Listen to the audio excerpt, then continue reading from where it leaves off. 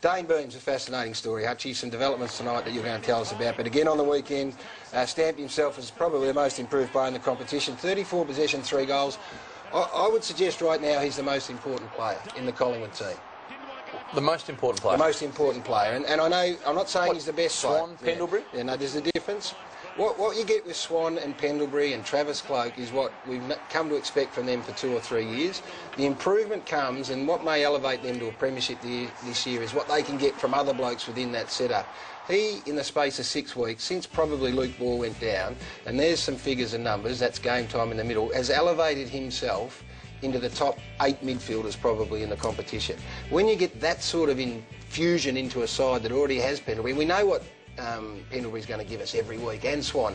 Now all of a sudden this bloke's good for 30 every week and kicks goals. And wins a contested inside. He's almost the most important player. Wow, well that's a big problem for Collingwood because they no one had planned on him being this good. He's out of contract, it's been an unprecedented surge in form. And Travis, he's all-Australian.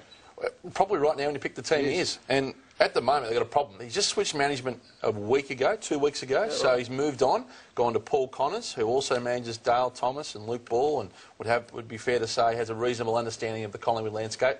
They can't put an offer to him that is worthy of his price because they haven't planned on it, and because they've got Cloke coming at him on another front. We'll get to that in a moment. What's his price? Well, at the moment, I think they're probably got about high 2s to offer him, which is way under the odds. He's worth $5 million. He'd be worth $500,000 at another club. Well, he's $500,000 player on the open market right now. Beams? Yep. He's become on a star. 4 games? No. 9 games. Yep. It's happened like that. He's happened real quick. I think he's legitimate. With opportunity, and he's a legitimate midfield star, Tomo. And I've got no doubt he is, but you don't pay on potential, you pay on how players perform, and you've got to deliver before you earn the contract. You don't give a contract to someone on potential. No, he's delivered some staggering figures and numbers how many games? over the past 10 weeks. With Swan and Pendlebury missing a bit of footy, he could win the best and fairest the way he's going, and that's a problem for them in their financial Well, that has to be taken into account, the fact that he wins it with Pendlebury and yeah, but you're missing the point here. They've allocated the money, Tom. It's everywhere else. And if Cloke keeps going at them, as David Cloke has done again tonight, let's have a look at what he had to say on afl.com.au this evening. 4 years more cash, so David Cloke softened the 5-year demand. He's now saying we could be close if they agree on 5 years. Embarrassing, isn't it? Let me finish. Our figure's reasonably close. The figure is 4 years. There's a difference between the two. They want us to agree on 4 years. The figure's going to be higher than over 5 years. Now, put this point blank. That is now Beams and Ben Reid's money that David Cloke is asking for. What about Harry O'Brien? He hasn't signed. Sherrod Wellingham? Yep. I mean, they'll lose one. Someone's got to go. Well, you would think maybe Harry O at the moment. Amazing resilience and ability to hold on to them. Let's say that while we deal with all this. Nothing a bit of creative accounting won't fix. No, that doesn't go on. That doesn't go on, Tom. I think it's interesting. To get him out of there, they're not offering mid-4s to high 4s. You'd offer Beams. Yep, Dayne Beams. And he's a Queenslander. Remember, he was eligible for Gold Coast and knocked them back. They can come again as an uncontracted. They might have picked one in the pre-season draft. It depends on... I understand where you're coming from, Tom, but I think he's that good, and I think he's shown it. And I think he...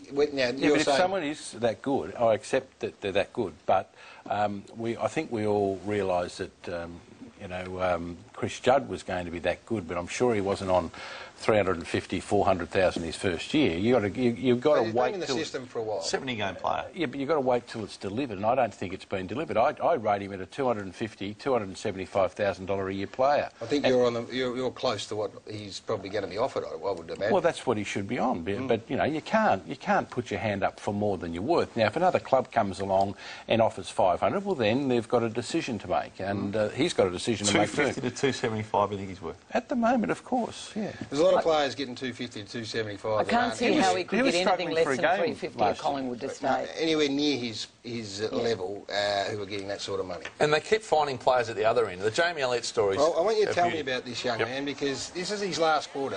All these highlights we see here from the last quarter. So while we watch this unfold, and in particular his marking, tell us a bit of the yarn about him, Hutchie. Country Victorian kid from Euroa, 9 marks, 15 possessions on the weekend, overlooked in the draft.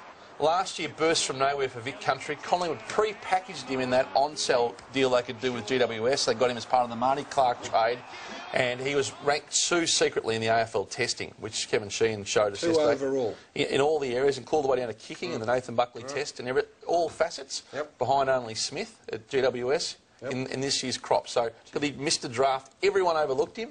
Great story for second chance and becoming a real player. His last quarter was unbelievable. Staggering.